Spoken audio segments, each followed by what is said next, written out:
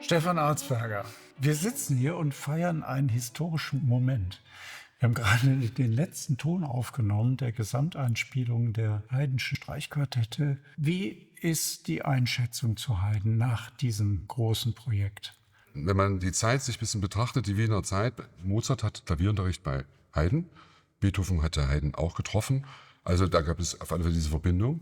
Und die Gattung Streichquartett, die er am Ende sozusagen etabliert hat, ist schon vergleichbar mit den frühen Beethoven-Streichquartetten. Und ohne diese Entwicklung hätte es viele andere Entwicklungen einfach nicht gegeben. Es ist eine riesige Aufgabe, sich dieser Sache widmen zu dürfen. Und ich bin da sehr dankbar. Und ich glaube, wir haben eine gute Lösung gefunden, die man eigentlich auch erst darstellen kann, sagen wir, am Ende vielleicht einer Karriere und nicht am Anfang, wenn man andere Sachen auch schon kennt.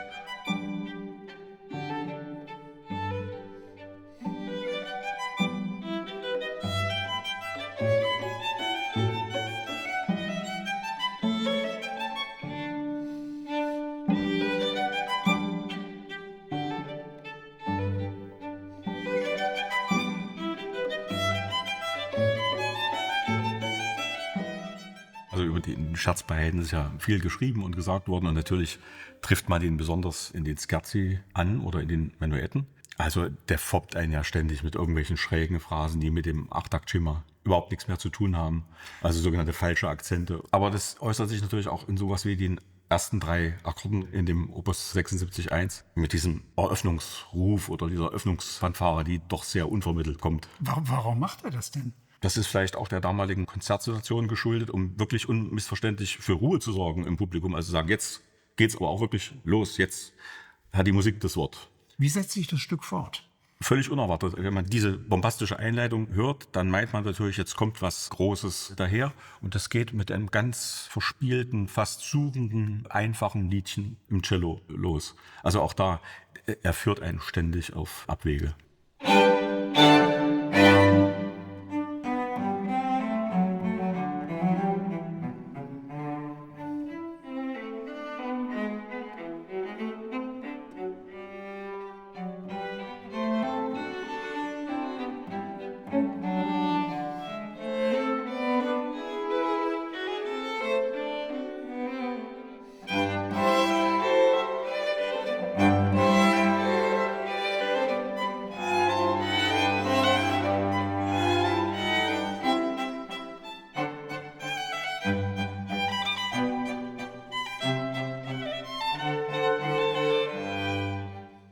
Herr Silverstope, das war ein schwedischer Fan. Der ist viel gereist und der hat Haydn getroffen. Und dann hat ihm Haydn Opus 76 auf dem Klavier vorgespielt. Das ist überliefert. Kann man sagen, dass Haydn die Streichquartette vom Klavier aus erfunden hat? Also ich glaube, dass Haydn ganz genau wusste, wie ein Streichquartett funktioniert und zunehmend natürlich wusste. Je mehr er davon geschrieben hat. Und er mag teilweise am Klavier gesessen haben, aber sicher mit dem Gedanken an Streichinstrumente. Der Abstand von Opus 76 zu Opus 1 ist ja irgendwie zu spüren. Aber ist das jetzt irgendwie minderwertigere Musik? Natürlich ist Opus 1 überhaupt keine minderwertige Musik. Also die wunderbaren Einfälle von Haydn, die wunderschönen Melodien der ersten Violine, besonders für mich die langsamen Sätze, die also himmlische Harmonien und himmlische Linien in der ersten Geige haben. Das ist für mich auch ein ganz großes Erlebnis gewesen. Vielleicht sogar noch persönlich für mich ein größeres als die späteren Quartette, weil ich das gar nicht erwartet hatte bei den frühen Quartetten. Ich glaube, das ist auch genau das Besondere, was wir alle gespürt haben, was für eine Intelligenz schon in diesen frühen Sachen. Obwohl das möglicherweise Genrestücke sind. Ich denke, der erste Satz von Opus 1, das ist ein ganz reines Jagdmotiv. Ja.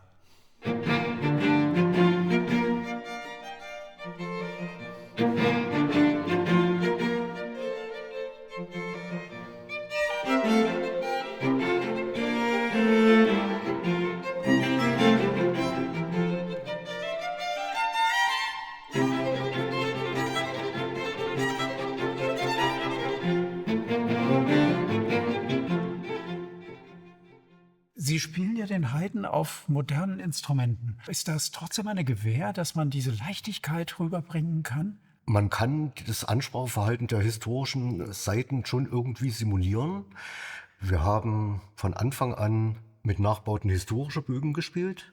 Also das sind nicht Bögen, wie man sie im modernen Orchester gewohnt ist, die irgendwie eine Entwicklung aus dem 19. und 20. Jahrhundert sind, sondern sie waren früher anders. Was ist da anders? Ja, das sind Bögen, die bis in die Zeit von Ludwig Spohr hinein noch gespielt wurden, bevor sich von Frankreich aus der moderne Turtbogen durchgesetzt hat. Diese Bögen haben einen etwas höher liegenden Schwerpunkt durch einen schwereren Kopf. Sie werden im Deutschen oft als Hammerkopfbögen oder Kramerbögen apostrophiert. Es ist ein völlig anderes Spielgefühl damit. Die Ansprache ist ein bisschen anders, die ist nicht ganz so direkt, nicht ganz so scharf. Die Toneinsätze sind weicher. Ich würde sagen, gegenüber einem Spiel auf einem Turtbogen macht es das sogar irgendwie leichter, irgendwie natürlicher, selbstverständlicher.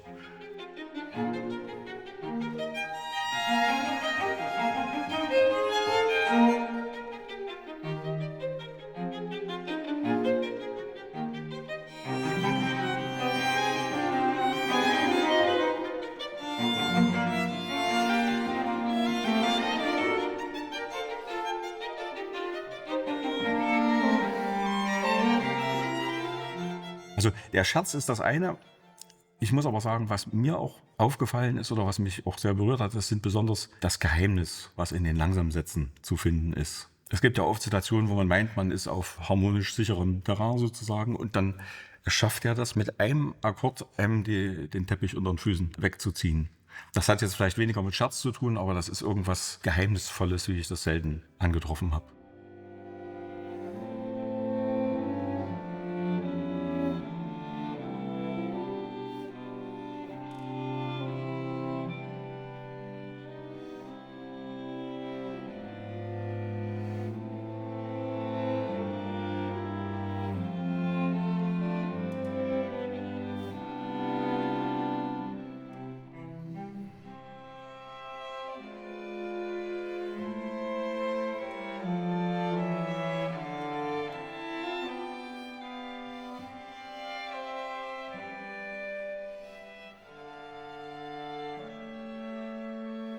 Stefan, wir sitzen jetzt hier in diesem Raum, in dem wir alle so viel schon erlebt haben.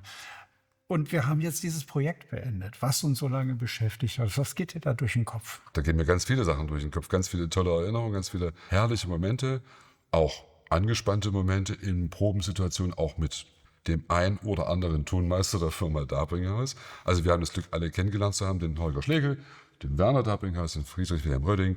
Und wir haben mit allen aufgenommen und das hat große Freude bereitet. Aber was mich persönlich sehr froh und sehr glücklich auch stimmt, dass es ein Gesamtkonzept eigentlich ist und war und auch Zukunft sein wird.